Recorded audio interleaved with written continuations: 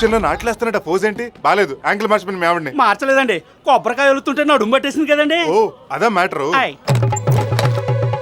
అయ్ బాబు, ఏం చేసినంటే నాకు భయం అండి. నాకు లేదేంటి, అయినా నీ చీట్లా కలుముసుకా. అయ్యో బాబు, ఎలా ఉంది? వదిలేసిందండి. డబ్బులు వదిలించుకుంటే వదలదేటి. ఇంటికెళ్ళి ఈ రోజుకి బెడ్ రెస్ట్ తీసుకో. అట్టగేనండి. ఒరే రాములు, కూతంత కొడుసు వస్తా ఉండు. రేయ్ నువ్వెక్కడికి రా? వెళ్ళి బెడ్ రైట్ తీసుకోమన్నారు కదండి. నువ్వు వెళ్ళి ఇస్తుంది కదా అత్తవా డబ్బులు. పిల్లల్ని కరటమే కాదు ఎత్తుకోవటం కూడా నేర్చుకోవాలి. పదా షౌకారేంటి సకటం బస పరివారంగా గుడికొచ్చాడు. మన పుట్టిన పిల్లలకి పేర్లు పెడతానికి వెళ్తున్నాడండి. దొరికాడు నాకు కొండిగాడు. గుళ్ళోకి వెళ్ళి ప్రసాదం తీసుకుంటూ ఈ టాబ్లెట్లు తీర్థాలు కలిపి దేనికి? తీర్థం తీసుకున్న షౌకాడు గారి ఫ్యామిలీ బయటకు వచ్చి బుళుక్ బుళుక్ అని వాంతి చేసుకుంటారు. మన ఫుడ్ పాయిజన్ అని చెప్పి ఇంజక్షన్ మీద ఇంజక్షన్ చేసి ఆడి పళ్ళం పుట్టుకొచ్చులు కూడా లాగేసుకోవచ్చు.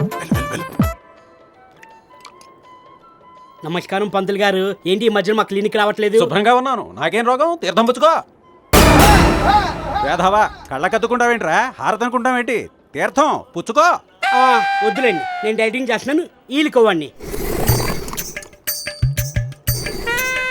ఫ్రీగా ఇంకో 2 ముద్రలు వేయండి.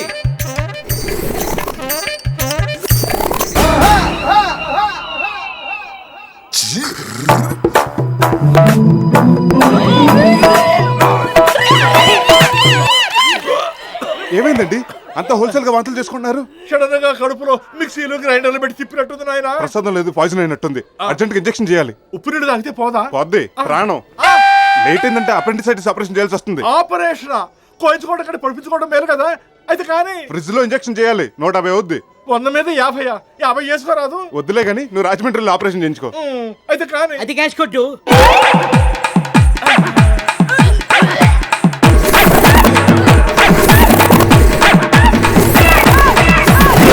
నాకే ఫైన్ ఎత్తాడా? ఇంకెవరో బ్యాలెన్స్ ఉన్నట్లున్నారు. ఏంటే మల్లేశ్వరి, నీకు ఫుడ్ పాయిజన్ అనా? బెడ్ పాయిజన్ అయి ఉంటది. అంటే అప్పారావు, అది నువ్వు ఆ గుడింత చదువుతున్నావంటే అర్థమైంది. ఎవడికోకాడు? మన ప్రెసిడెంట్ గారే. నువ్వు నల్ల తప్పావు. అయ్య బాబాయ్, మా ఆయన మిలిటరీకి వెళ్ళి సంవత్సరం అయింది. వస్తే చీరేస్తాడు. పాడు పని చేస్తే సీరేయకుండా పట్టు చీర కట్టి సీమంతం చేస్తాడా? నువ్వే ఎలాగైనా తీసేయాలి. నీ కాళ్ళు అట్టుకుంటాను. కాలు ఎందుకు గానీ ఒక 5,000 నీ చేతిలో పెట్టుకుని నా చేతిలో పెట్టుకో చాలు.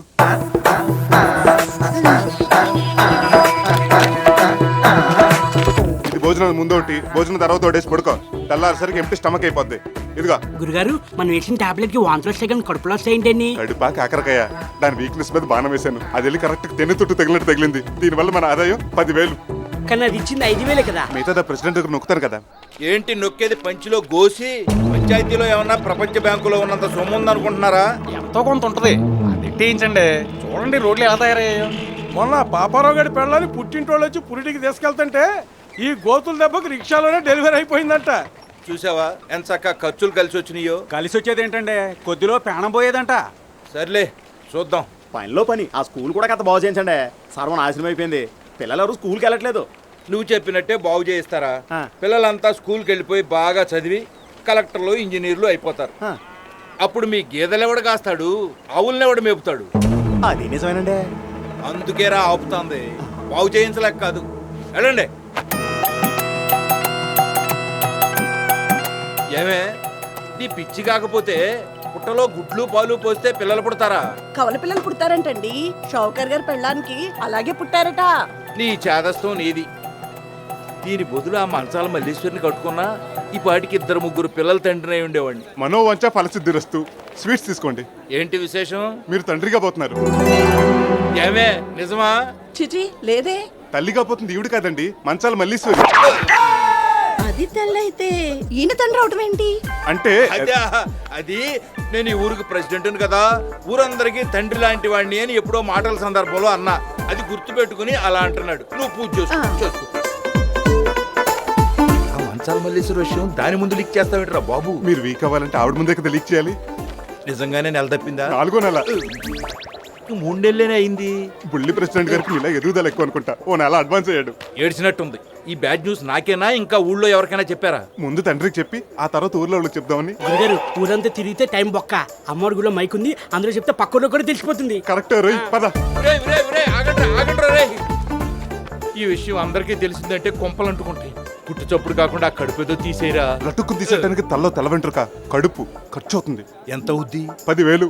దాన్ని అడగపోయారా? కమిట్మెంట్ మీది, పేమెంట్ ఆవిడదా? అమౌంట్ చాలా ఎక్కువ. అయితే మీ డబ్బు మీ దగ్గర ఉంచుకోండి, దాని కడుపు దాని దగ్గర ఉంటుంది. ఓ 6 నెలల తర్వాత ఆడు బయటకు వచ్చి ఆశలో సగం పట్టుకుపోతాడు, దోలు తీరిపోతాడు. సర్లే ఇదిగో 10,000 పని పూర్తి చేయి. ఇక మీరు తడుగుడ్డేసి పడుకోండి, మీ కడుపు పోయినట్టే. ఇదిగోండి, పదరా.